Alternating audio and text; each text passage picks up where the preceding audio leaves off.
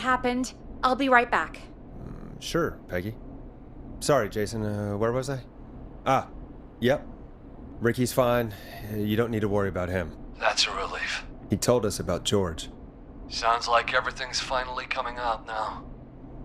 It's been tough to hold it all in. Sounds like you've been holding back about something awful, Jason. I'm part of the reason my best friend is dead, Forrest. And the few who knew about it said if I ever said anything, I'd find myself in jail. For a long time. It was hell. And then the town just moved on. Like he'd never existed. What happened that night? I went along with the stupid prank, that's what. Whistling night. Some of the guys on the football team had an idea for a way we could haze the newcomers. We decided to plan a party in the woods and have the whistling man crash it. It was stupid. We each had a role. I was the stabbed friend. At the party that night, I left the group for a second, met our whistling man, pretended to get stabbed in front of everyone, started an almighty panic. Those screams. That was the last time I saw or heard George alive. How did George die, Jason? I don't know. I was playing dead. But when I heard her scream... Ricky mentioned a girl named Bean. Is that who you mean? Bean? Oh yeah. I guess George did call her that. Yeah. He called her Bean. I heard her again tonight, Forrest. Her name was... What? What happened? Are we still on air? No, we're not. Seems like the power is completely gone. How do we get it back on? I don't, we can use the emergency generator down in the basement. Reggie picked it up a while ago in case we ever needed to do an emergency broadcast. An emergency broadcast? Emergency? You know, nuclear war, alien attack, broadcasting a serial killer's location to the cops so we can end this nightmare. Fair point! It's in the storage area, in the far back corner, up on the wall. You might have spotted it earlier when you were digging around for all those tapes. It'll have a big red button. Just press that. I'll see you when you're back.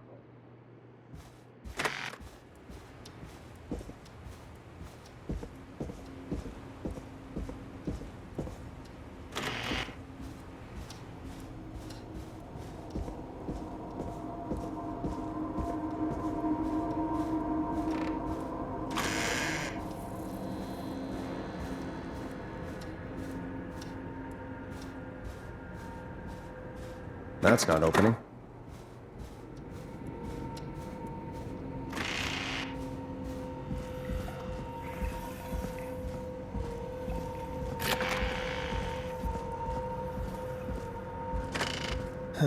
Far back corner. Why is this station so big?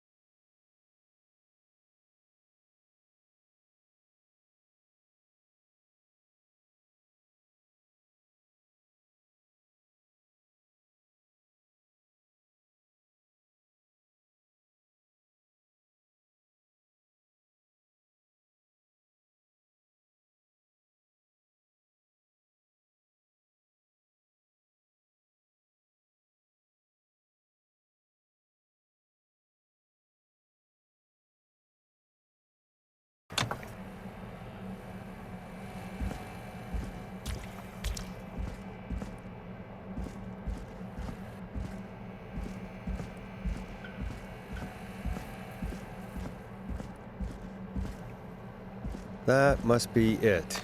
Boom! We've got power!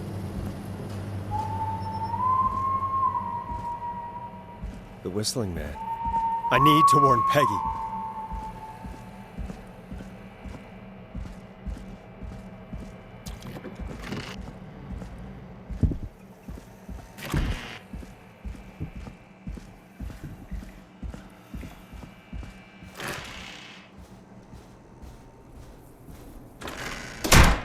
What the hell?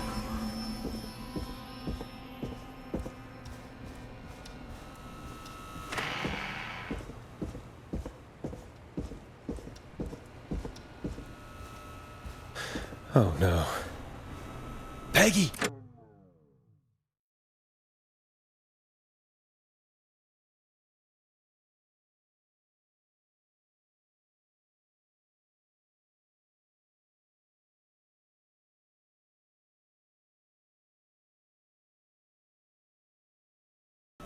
Where'd you go? What the? No way. This can't be happening.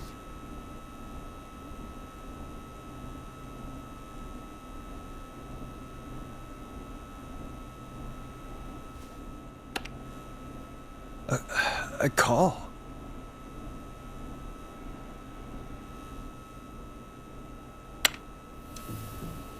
Where's Peggy, Don?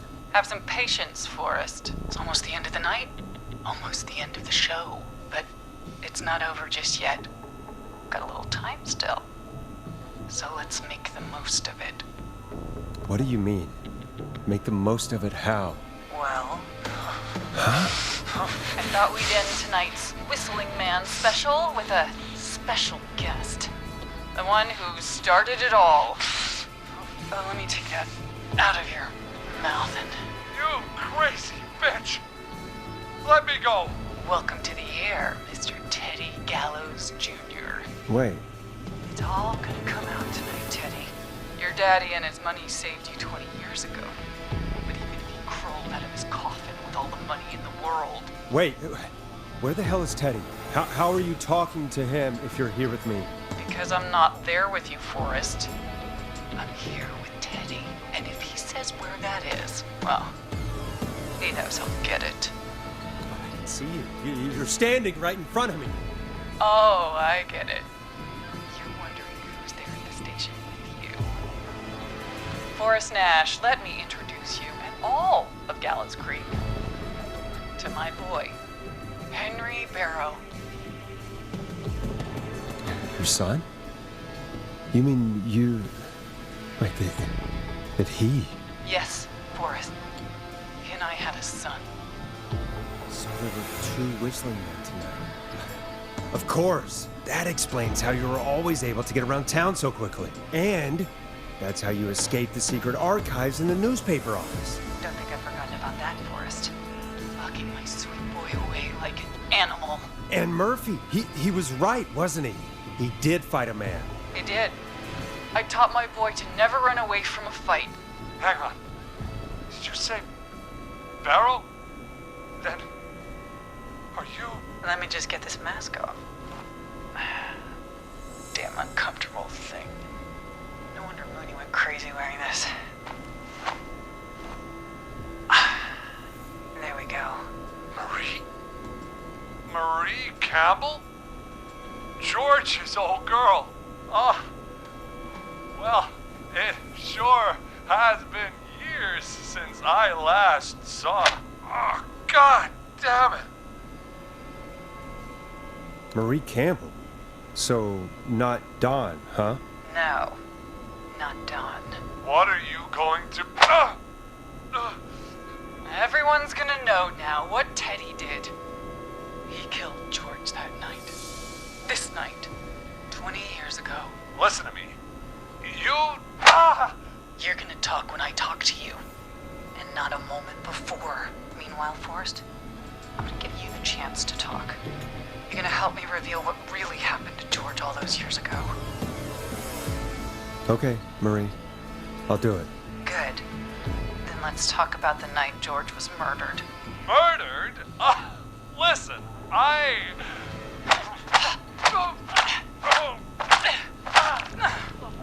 I said you speak when you're spoken to. Now, I know you've done some good work tonight in piecing together what happened to George 20 years ago, and that's why I want you to interview us. Interview you? All right, I can do that. Thank you. I want you to help me and Teddy tell the story, Forrest. Do a good job. And hell, you might be the only one to leave here alive.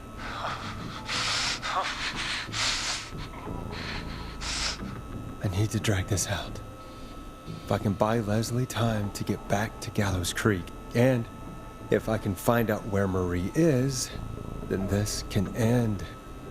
Teddy, we'll start with you. Just, talk me through what happened that night. How did it start? How would I know? It was 20 years ago. Do you want to die, Teddy? Because if you don't start talking... Ow. What the hell? God damn it. Okay. Our first team party was coming up. And when I saw the date it was scheduled for, I had an idea for a way we could prank the new guys. What made that night special? That was the night Mooney went missing. We couldn't pass it up. I was just surprised no one had ever thought to do it before. Wait. You mean this was the first whistling night? Keep talking, Teddy. We went up near Whistling Point. God, who was there? Me, Jason, and George, of course. But George didn't come alone. He brought Marie. And Roller Ricky, he was there too, wasn't he? Yes, Ricky was there too. Runner Ricky, our wide receiver. I helped him off the bottle, you know. Because I'm a decent man. Is that so? Yes, it is. He came apart one day. Some people do. He had some issues. Wasn't stable. I didn't want him to hurt his chances in life. So, I helped him keep himself together. You were afraid he would talk about that night, weren't you? Keep talking. About midway through the night, we put the prank into action. We looked up at the trees and saw Jason there, bloody, like he'd just been stabbed. And the whistling man, everyone ran, screaming. George and I and Ricky, we got left behind. But Ricky was in on it too. I know he was. He and Teddy were as close as anybody. Teddy must have told him the plan. No, Marie, you're wrong. Ricky didn't know. What? Did you miss that part of the broadcast?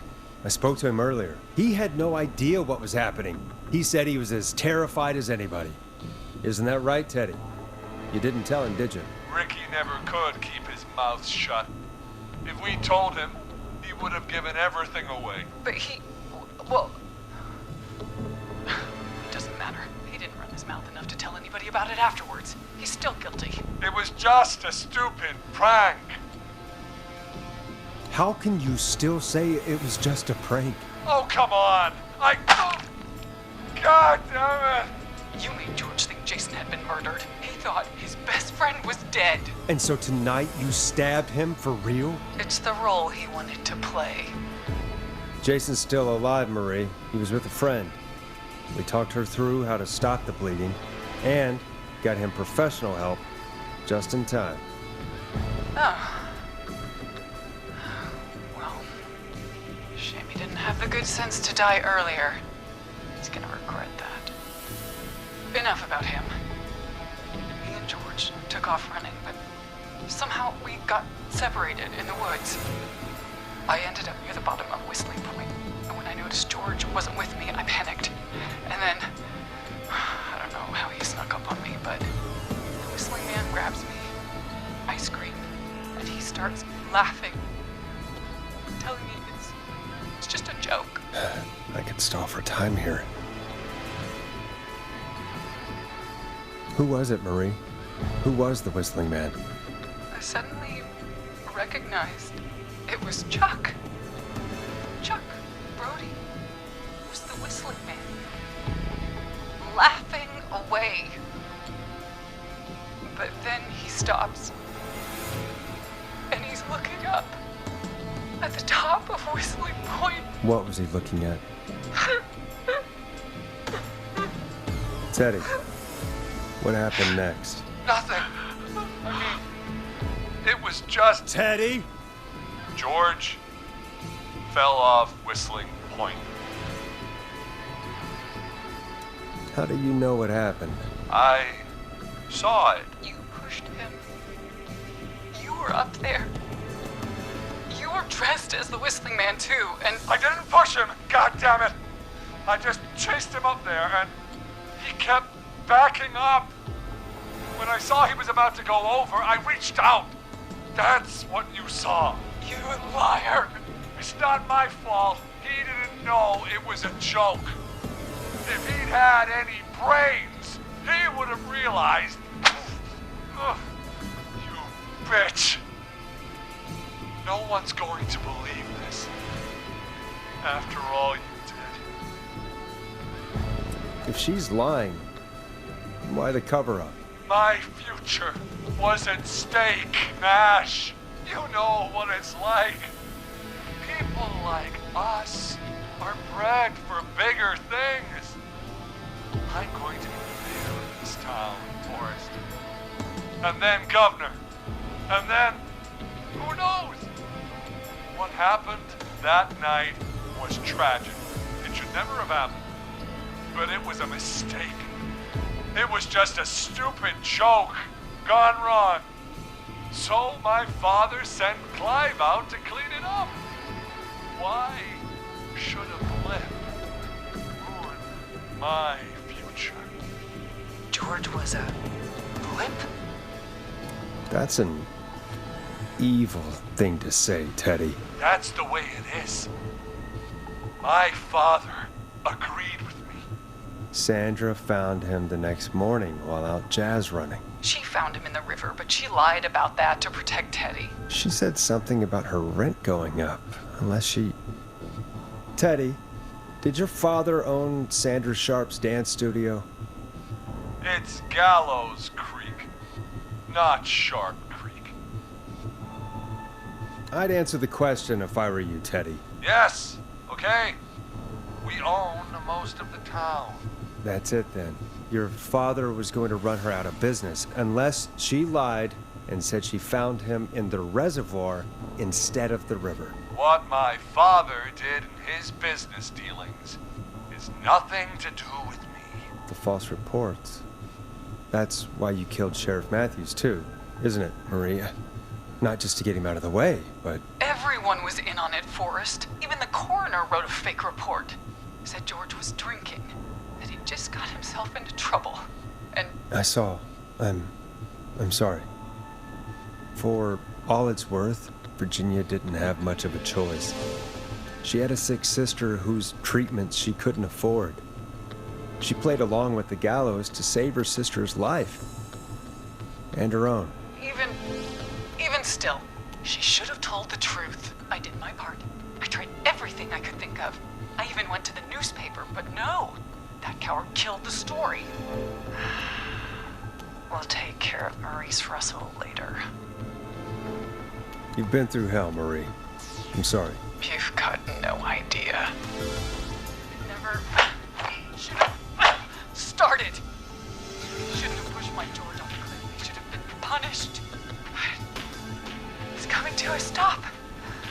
At least for now. Here, where George and I first met, before he joined the football team, was right after he shot the winning throw.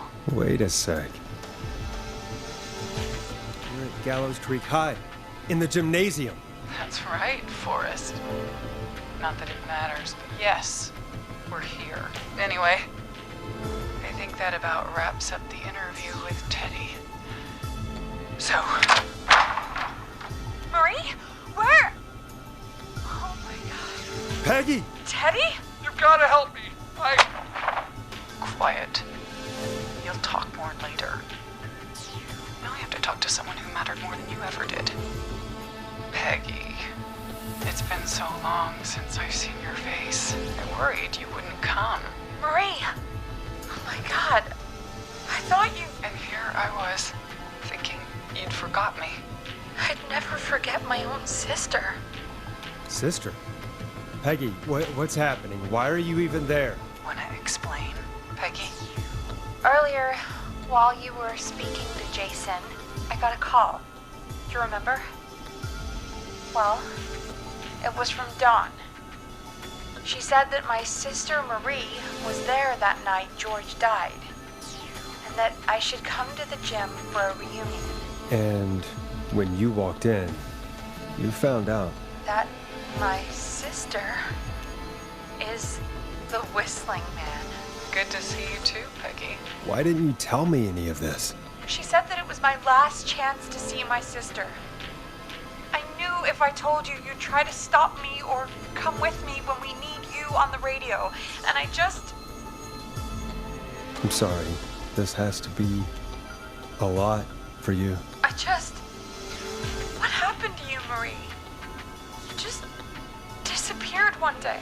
Disappeared? I was thrown out, Peggy. I begged Mom and Dad to do something about what happened that night, but did they care?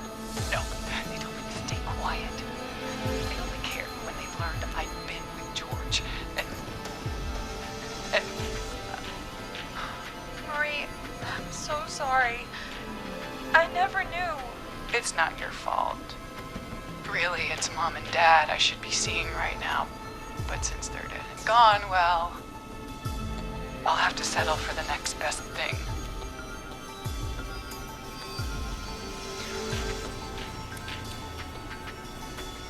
You mean Peggy, don't you, Marie? Someone has to pay for what they did. Marie, please. Mom and Dad are gone, Peggy. Besides, you forgot me.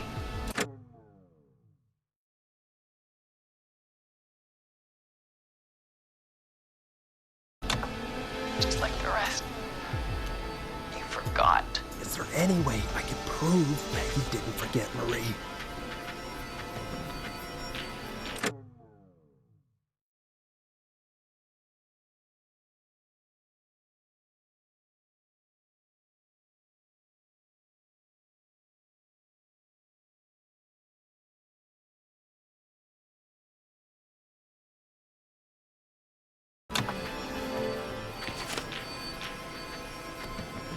Marie, Peggy never forgot about you.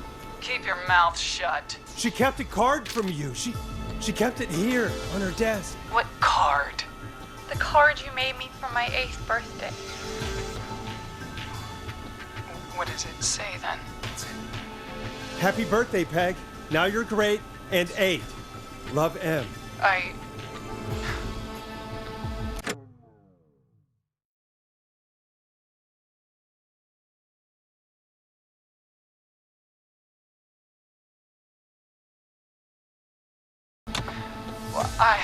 Henderson police! Free! No! Henry! Get out of there! Peggy! We have 2 wounded, and we're in pursuit of the suspect. Henderson police! Freeze! Forrest! Leslie, how's Peggy? She's been cut pretty bad, but we're here now. I'll be okay. God, Marie! Hey, Zara! I need you to look after Peggy. She needs help. Now, we got here just in the nick of time. Where's Marie? She bolted right as we got here. The police are right on her heels. It won't be long now. It's over, Forrest. Well, folks, it was a long night, but we made it through together. I'm gonna head off to go check on Peggy. This has been Forrest Nash.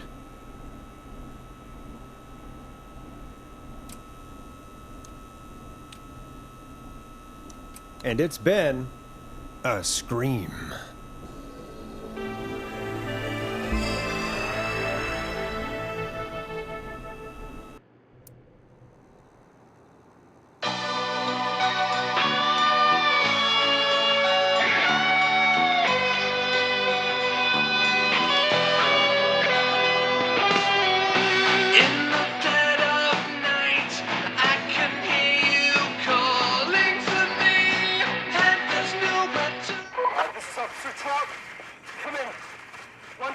is in custody.